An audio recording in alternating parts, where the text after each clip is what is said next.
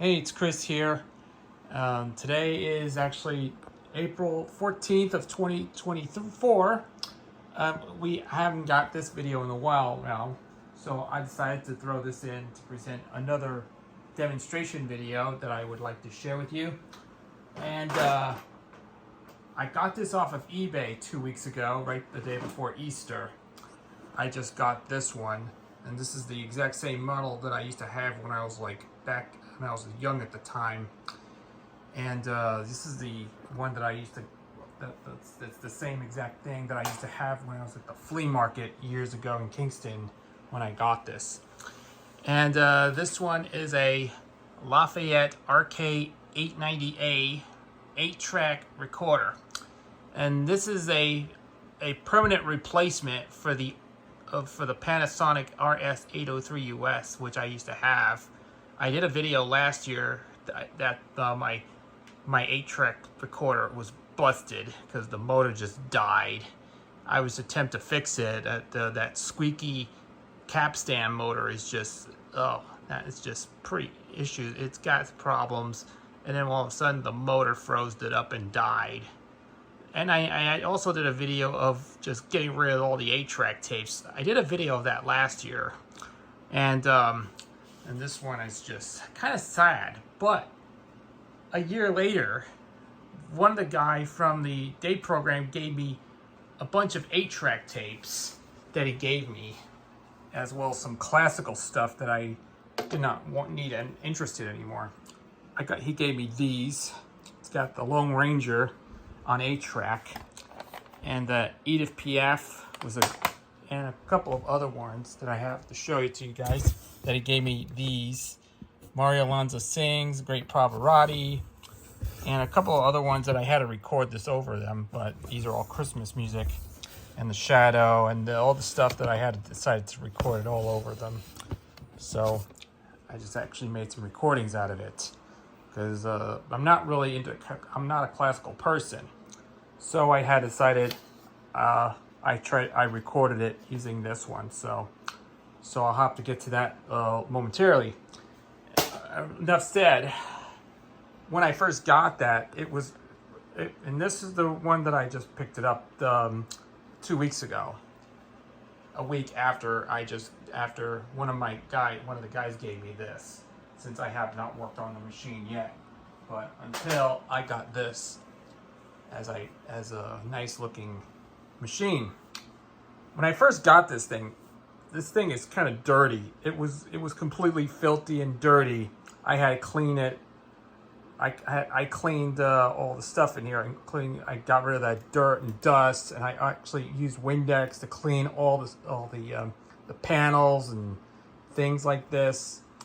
And of course, I also clean out all the buttons and everything, and I also polished it with wood grain, all that stuff, and to get it nice. And also the base, I actually cleaned it all off. Everything is in working condition, and I actually replaced it when I first got it. The belt was kind of, it's kind of like the belt was shot. So I had to do is I went to one of the belts, so I had to use it as a substitute since I don't have any belts for the 8-track, those flat belts that don't have an 8-track on the machine. So I substituted with a belt that came out of a cassette recorder on one of those belt kits that I have, and I got it running. But the other problem is the speed is so low. I was attempting to do fixing this thing. I did check it, and I don't have any problem with it. So yeah, and it was actually the speed. So the speed thing, had to adjust the thing, and that has to change, but I switched it. I changed the speed. So I tested one of the tapes. The music was completely slowed down. The tape was kind of slowed down. So I had to do is I had to check this thing, and as I should. So I found one. It was the speed, the knob, that screw, the set screw is where you can adjust the speed, is right in between the belt that I think I use it. So I adjust the speed. I tested it. It sounds really, really good. And prior to that, I did check. I cleaned the channel switchers I like those little channel changes. You had to do is just spray with contact cleaner. I had to clean that all out. I cleaned the heads, cleaned the capstan, I cleaned everything on there. Everything is nice and clean. And as you can tell, it's got that nice looking head. You can see it in the inside. It looks pretty cool if you think I cleaned the heads and the whole thing. And you can tell, here's the front panel of this thing. And this is the Lafayette RK-890A. And it's got it's similar model to the RK-890. It's got all the buttons. It's got the eject, record, stop, play, fast forward. There's your power switch. And there's your VU meters, your mic knob. The knobs for the microphone input. And the right knob is for the auxiliary input. And your function is for auto eject plus continuous and repeat. You can repeat the same track on like tracks 1 or track 2. It would repeat the same process over and over again. And you got continuous. You have to play all the way through channel 4 and then kicked back to channel 1. And you got your auto eject for one of the channel switching for one of the tracks. You have tracks program 1, 2, 3, and 4. And you got your track button. You have to, and it's got your microphone input for both left and right channels. And you got your track button. You can see how it goes. And there it is. Everything is working perfectly after I just cleaned it off. And there's your channels. Yeah, there's actually, you can switch channels what you want. It's channel 1, you got channel 2, channel 3, and channel 4. And here's the side. You can see the side, it looks pretty nice.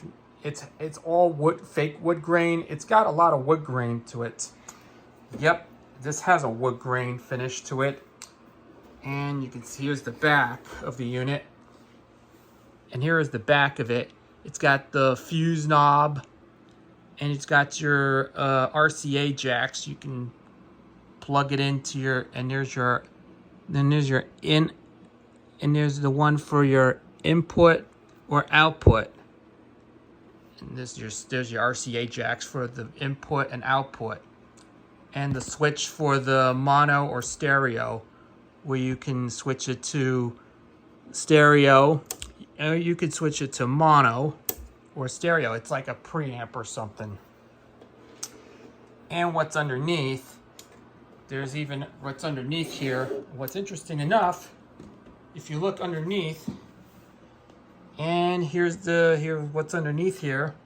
It's made by Lafayette Radio Electronics Corporation. It says licensed by Learjet Industries. And what's interesting enough, here's what's on.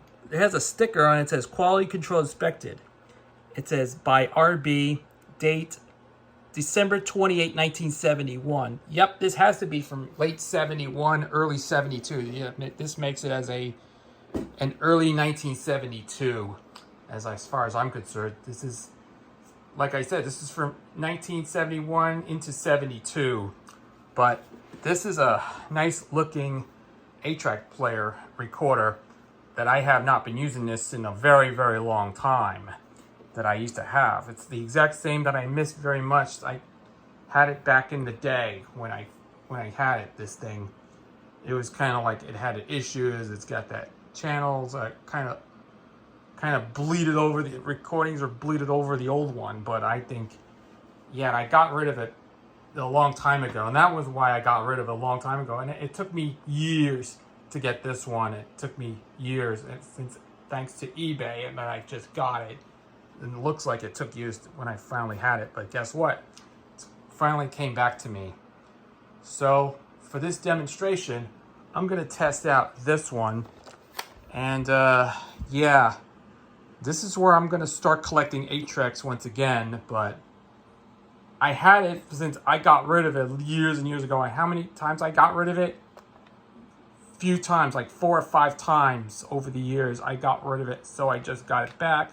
got rid of it, got it back again, and got rid of it, and then got it back again. So why not? I'm gonna go back to 8-track tapes. So I did fix this thing up, and I'm gonna try test out this one, see what it does. Okay, first you gotta do is put it in the machine like this. Yep, the tape is engaged. So you can do is, it's not playing, but all you gotta do is you gotta hit the play button. It goes like this.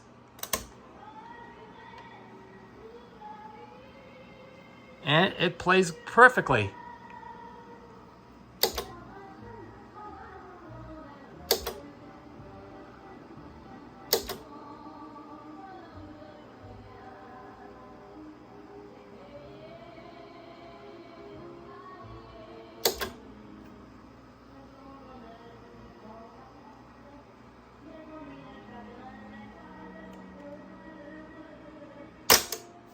And there you go. And that's the one. That's the playback equipment. So once after the tape is over, and then once you hit it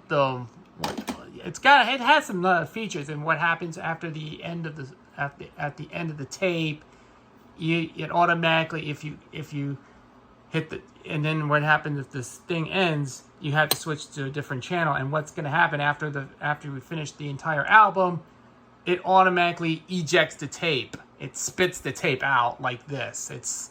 I like this feature because this is actually pretty cool.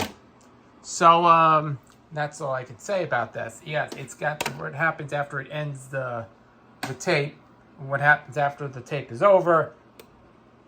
It instead of going back to track number 1, it spits the tape out after it hits the foil when it ejects the tape. So I had to pull this off, or even you hit the eject button, it spits the tape. So that's all you can say about that. That's a nice looking feature. So now I'm going to do some test recordings. I did a lot of recording tests on there, so it plays well. So once I got to do is pop the tape.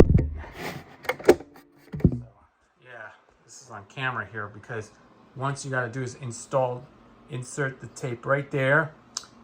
And I did some test recordings. I hit the record and playback buttons.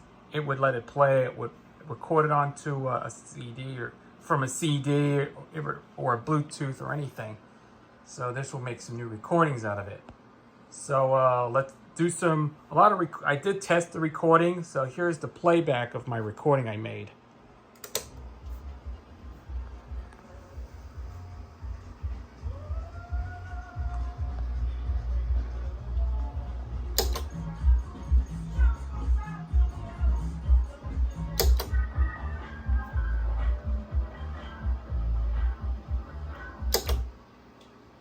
Yeah, I did some recordings on there.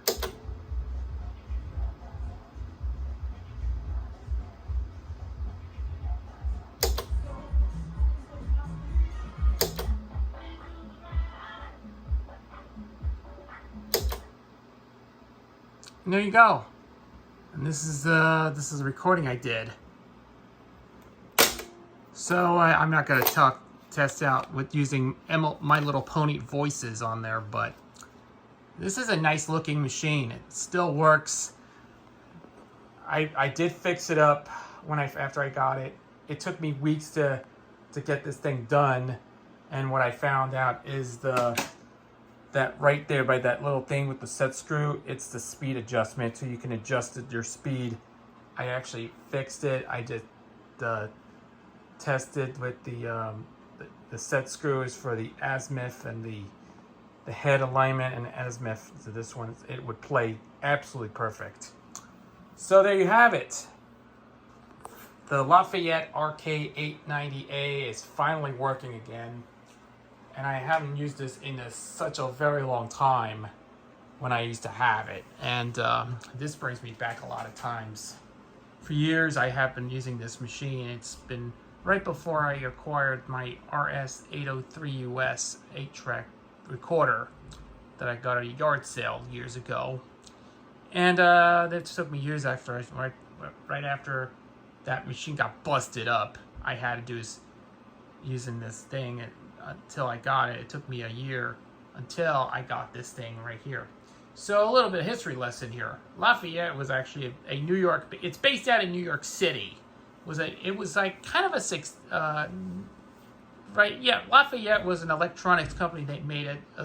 Based in New York City. Back in the 50s and 60s, they made a lot of great equipment. You know, reel-to-reel tape machines, cassette recorders, 8-track decks, and stereo receivers. They also made a lot of these good stuff back in the 60s and 70s, right up until Lafayette just folded in 1981 and became Circuit City. Until, yeah, I remember I used to go to Circuit City. They used to have good stuff, probably right up until 2003, 2004, when the company closed down for good. That was like a New York City-based store based in New York City. You know, remember, Circuit City was one that was based in New York City long after the Lafayette folded in 81. I used to have the one back in the day was the Lafayette stereo receiver from probably like 79 or 1980 to say the least, which was a nice looking receiver. It works perfectly. I missed that one receiver that I had, and thankfully this is the one I actually had, but this is the only brand that I used to love this one. But this is, yeah, it is not as, yeah, Lafayette is not incomparable to, it was kind of like an inferior to Radio Shack, which is compared to Radio Shack as a national electronics store back in the 60s, 70s, and 80s. You know, Radio Shack was so popular, but Lafayette was an underrated electronics store in New York City, but compared to Radio Shack. But it's Radio Shack was a store that has been on so many locations including New York City and a whole bunch of stuff. They used to have Radio Shack. But it was a fun looking stuff, a little history lesson, but that's all I got to say.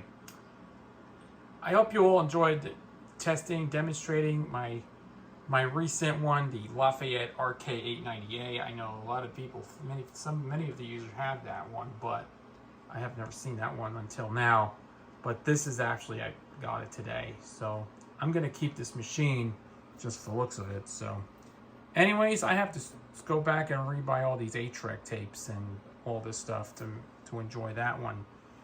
Glad it's a great machine.